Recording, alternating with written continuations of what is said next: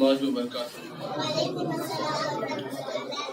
الحمد لله رب العالمين والعاقبة للمتقين والصلاة والسلام على سيد الأنبياء والمرسلين أما بعد فأعوذ بالله من الشيطان الرجيم بسم الله الرحمن الرحيم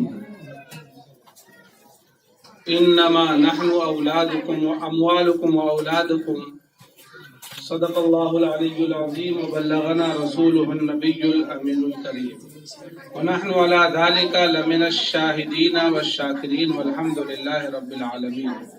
ایک بار درود پاک پڑھی. اللهم صل على سيدنا ومولانا محمد بارك وسلم صلاة وسلاما عليك يا رسول الله يا حبيب الله صلى الله تعالى عليه وسلم.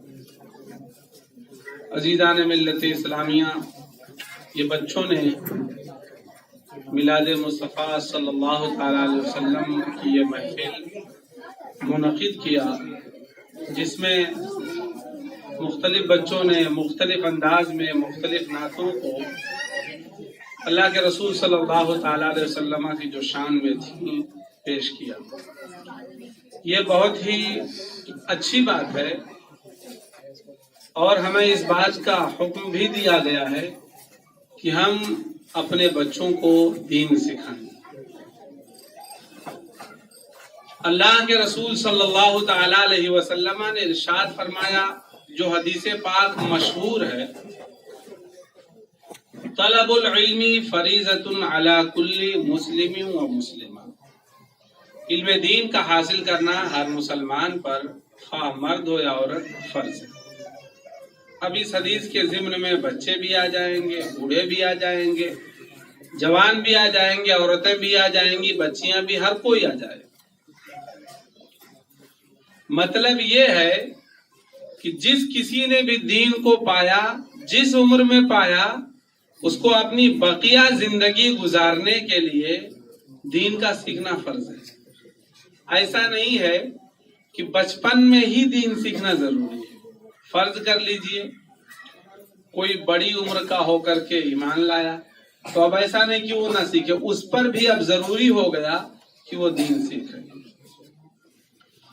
اور جس طریقے سے ان بچوں نے پڑھا، خوشی ہوئی. اللہ تعالیٰ بچوں کو اور پڑھنے کی توفیق عطا فرمائے. اور یہی چیز صحابہ کرام رضوان اللہ تعالی علیہم اجمعین اپنی اولاد کو سکھایا کرتے تھے.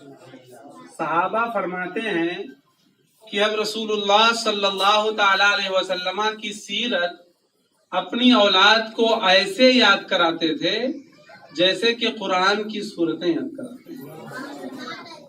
کتنے غزوے ہمارے آقا علیہ الصلوۃ والسلام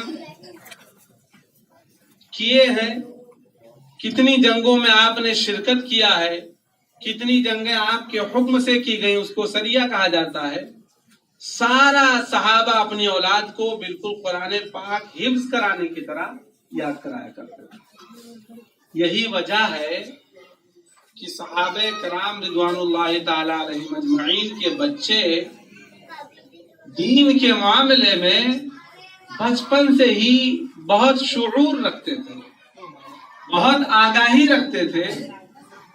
اور جب جہاد کا موقع آتا، بچپنے کے عالم میں اپنی ایڑیاں اٹھا کر کے پنجوں پہ کھڑا ہو کر کے قد بڑا کرنے کی کوشش کرتے تھے، اس بات کو ثابت کرنے کے لیے کہ میں بھی جہاد میں جانے کے قابل ہوں. تو یہ جذبہ، یہ شوق کیسے پیدا ہوا؟ جب ان کو سکھایا گیا، جب ان کو سکھایا گیا، بتایا گیا، جب پیدا ہوا. اور میں آپ کو بتاؤں، اللہ تبارک و تعالی نے تو ایک بچے کے رسول اللہ کی بارگاہ میں حاضری پر کئی آیتیں قرآن پاک میں نازل فرمائے. ایک شخص تھا جو منافق تھا. منافق مطلب ظاہر میں کچھ، باطن میں کچھ. زبان پہ تعریف، دل میں گالی. زبان پہ دعا، دل میں بد دعا. جیسے ہوتا نہیں، بعض لوگ آتے ہیں، ارے ہاں بھائی آپ کیسے ہیں، اس کی تعریف کی جب چلا ہے، بہت کمینہ آدمی تھا. ہوتا نہیں ایسا؟ اس کو کہتے ہیں منافقت. کیا کہتے ہیں اس کو بیٹا؟ منافقت یہ آدمی کو کبھی بھی نہیں کرنا چاہیے. اللہ تعالیٰ کی بارگاہ میں یہ بہت بڑا جرم ہے. تو ایک آدمی ایسے ہی تھا جس کا نفاق چھپا ہوا تھا. اس کا ایک بھتیجا تھا اس آدمی کا. تو وہ اپنے بھتیجے کو جب کبھی مسجد نبوی شریف میں آتا تو رسول اللہ صلی اللہ علیہ وسلم کی مجلس میں لے آتا تھا.